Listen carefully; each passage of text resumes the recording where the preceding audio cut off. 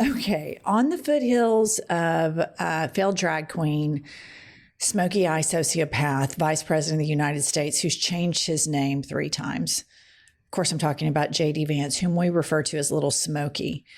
On the foothills of him not really standing up for his wife and talking about how he hopes she changes her religion, some weird shit is happening at the CPAC stuff with Erika Kirk and failed drag queen Lil Smokey. Play the clip. Never replace my husband. No. But I do see some similarities of my husband in JD and Vice President JD Vance. I do. And that's why I'm so blessed to be able to introduce him tonight, because he understands the fight that we're up against, and he can articulate that in a way that transcends. He's an amazing man. Okay. I'm kind of speechless about a lot of this, all of it. But here are the photographs that ensued of the speech that she gave. So we have him first of all grabbing her waist, and then she's hugging him. She's like, I mean, she's got the head, you guys. It looks so romantic. It's beyond the normal like meet and greet.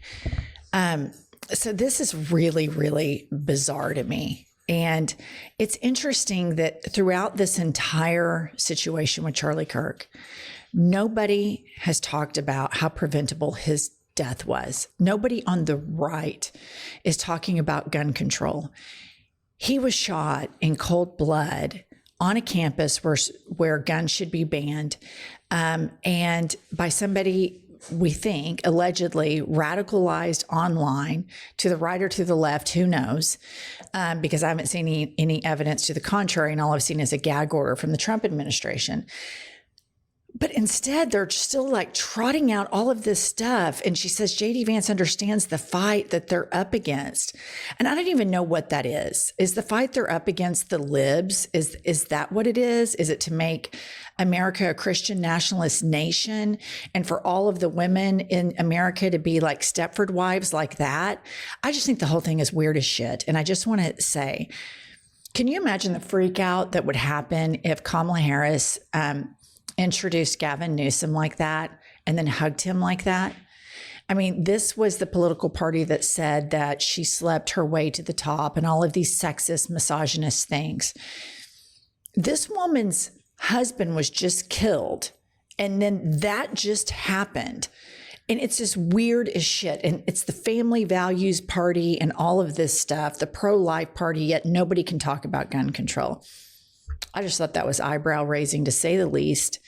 And the fact that J.D. Vance continues to be in the forefront of the MAGA movement tells you that they all are realizing that the strong man, Kanks, is a frail, senile man, and everybody is looking beyond his rule. And a lot of them are looking to J.D. Vance as the heir apparent, and a lot of the others are looking into Marjorie Taylor Greene, Tucker Carlson. So the fissures in the MAGA movement are massive. Okay. In the last 24, 48 hours, I noticed on my Instagram, a lot of people tell me I was ugly. A lot of people tell me they wish I would die, all of these things. So I text Kylie, our producer, and I'm like, Kylie, am I going viral somewhere? Because people are, it's every time Fox News features me, this happens. And so there was a clip that I showed you all on IHIP News about a boomer at, I believe it was a No Kings rally, and this Christian influencer, provocateur, goes and asks her if she's upset that Charlie Kirk is dead. And she says, no, she's not. And that's her right. She doesn't have to be upset that a racist is dead, that a misogynist is dead, that a homophobe is dead. And then the Christian influencer is so triggered. She's like, well, would you be upset if I was dead? And the lady's like, well, I'd have to think about it. And the fuck your feelings crowd is so in their feelings. I laughed at this and I said, listen up, Democratic establishment. This is where the base is at right now. Of course, MAGA has stage 5 meltdowns, think that I want to kill conservatives. They think that I want to kill Democrats because they don't recognize that people on the left are capable of criticizing their own party. And I want to be very clear to all of the MAGA people. I don't want you dead. I want you to have health care. I want you to get a livable wage. I don't want you to work your ass off your whole life to then file medical bankruptcy while the billionaires never fly commercial. They never get their flights canceled. And they don't have to pay taxes because this administration has raised them on you. I want to live in a country where piece of shit MAGA influencers like Charlie Kirk don't get shot. I don't want to see anybody die of gun violence, period. I don't want Charlie Kirk to be dead because his death was avoidable. But it is a real window into the soul of MAGA that you refuse to talk about the ways to fix this problem. After the assassination attempt on Ronald Reagan, there was a huge push for gun restriction in the country from the Republicans. That meant something to them, but not from the right. So whatever, call me ugly, come after me. I don't want you dead. I want your life to be better, even though I fundamentally disagree with all of the stuff that you all do.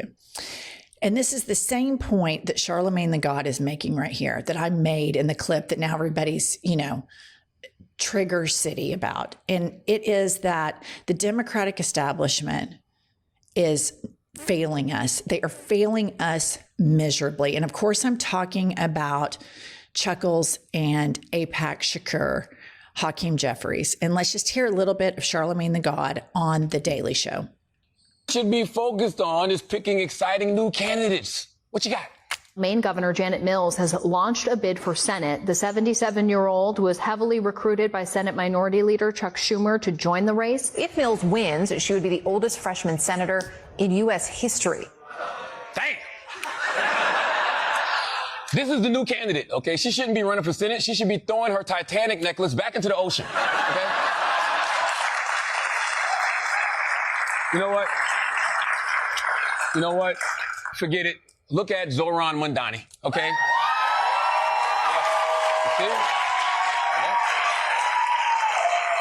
Young, lots of excitement around his campaign, overwhelmingly won the primary. You guys can just endorse him. Many Democrats in Washington are still hesitant or even against showing support for Mamdani. All I can tell you is I'm going to continue talking to him. What's the holdup? I got to continue talking to him, and that's what I'm going to do. Is part of the calculus that if you endorse a Democratic socialist, you're worried it will be damaging to your party, maybe even your chances of winning back the Senate? I'm going to continue talking to him. Dana, you can ask me. Okay. All right, Kylie, we can stop it there. So this is what I was talking about to the Democratic establishment, that we are coming after the messaging. We are coming after the leaders, the impotent leaders of the Democratic Party that are hanging us out to dry, that are not riding the coattails of this economic populist movement. So to the MAGA freak out snowflake, catastrophizers suffering from histrionic personality disorder, that does not mean I want them dead. To the contrary, I want them to live. I want them to evolve. I want them to embrace change. I want them to let go of their corporate donors.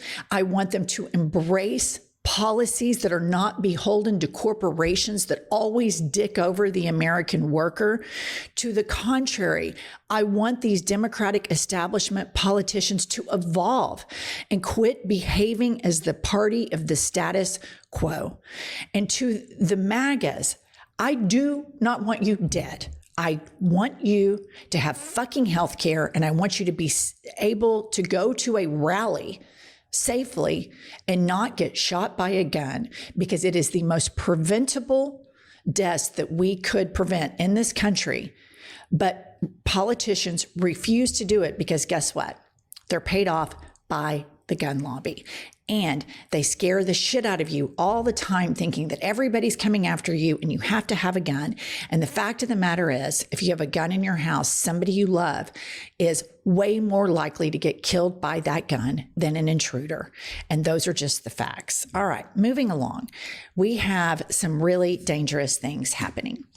So Nick Fuentes is a neo-Nazi, an anti-Semite, a white nationalist, a white supremacist, etc. It's really bad, you guys. And he is the leader of these people online called the Groypers, okay? Tucker Carlson and Marjorie Taylor Greene have been positioning themselves, and I've been covering this on IHIP News quite a bit. They are positioning themselves in a way by using very simple language that I think will hit really hard in middle America, that once biology or Republicans grow a spine and Kanks is taken care of, there's going to be a huge vacuum to fill.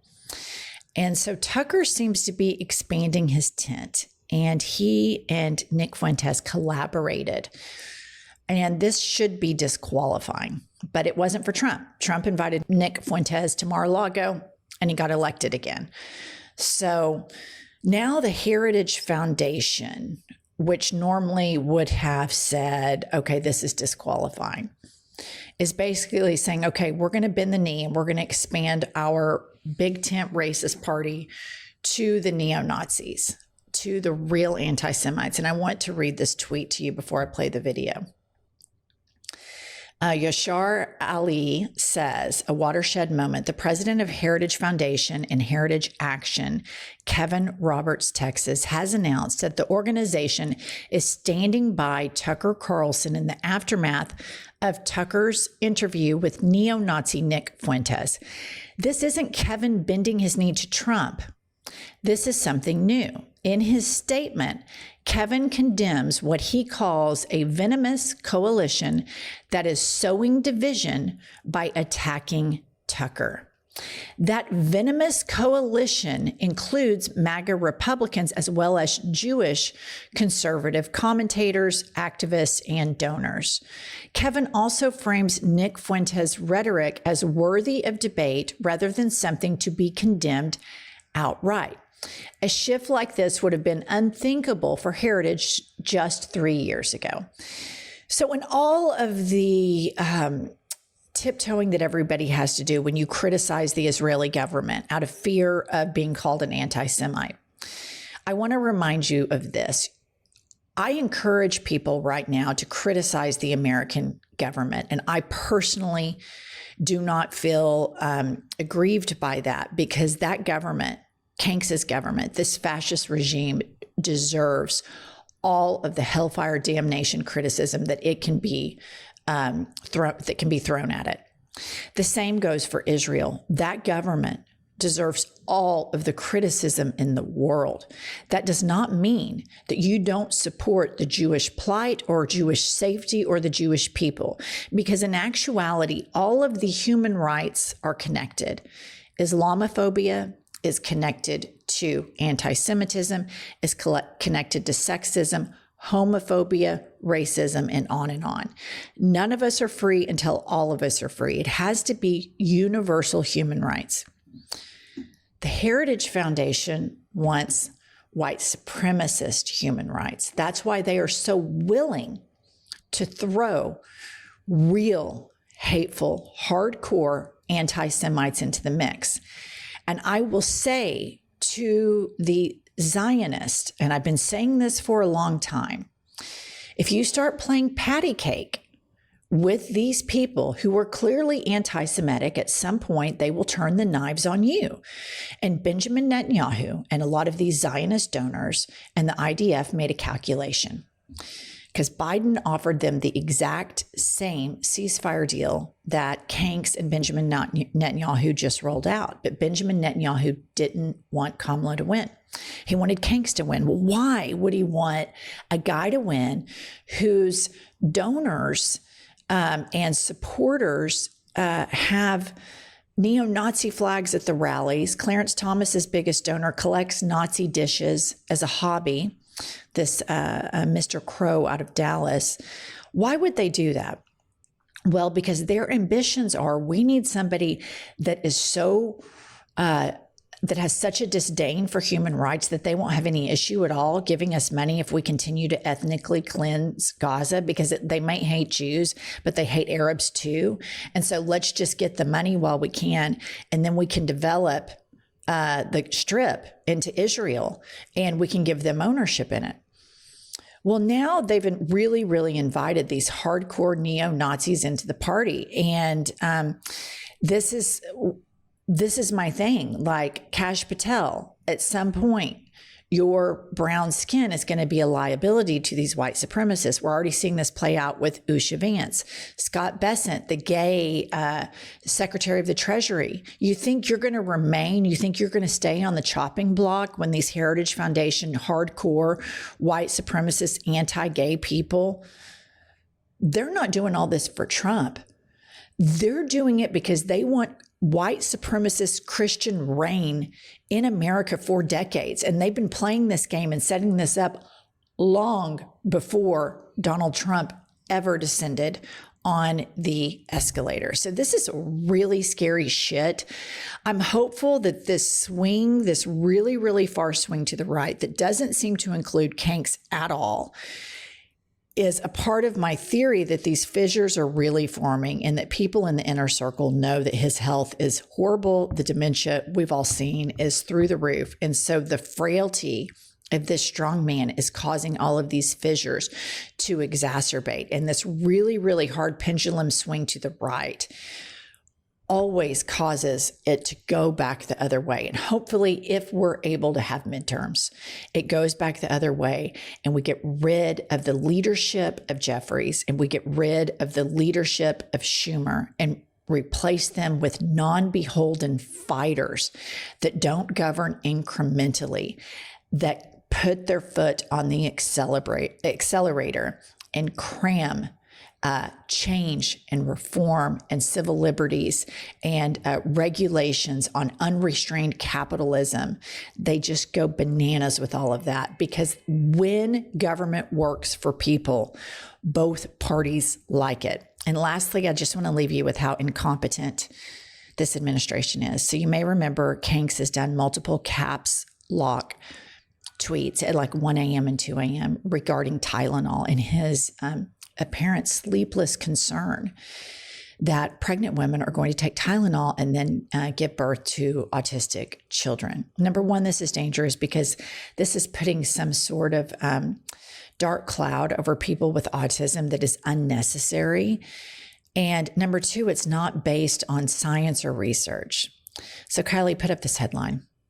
Now, he has to admit it. RFK Jr. admits he can't actually tie Tylenol to autism. RF Kennedy Jr. said there isn't sufficient evidence to back up his claims.